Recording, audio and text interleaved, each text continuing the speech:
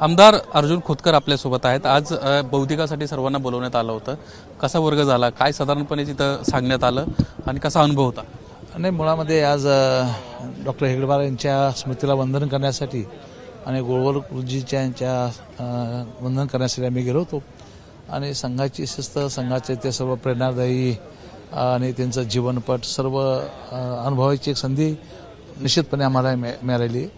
निरपेक्ष भावनेतून देशासाठी, राज्यासाठी काम करणारी मंडळी आहे आणि तो भाव तिथं आम्हाला जाणवला। काय साधारणपणे महत्त्वाची गोष्ट त्यांना सांगितली? नवीन आमदार अनेक तिथं तुमच्या सोबतच होते, हो। काय त्यांना महत्त्वाची गोष्ट सांगितली?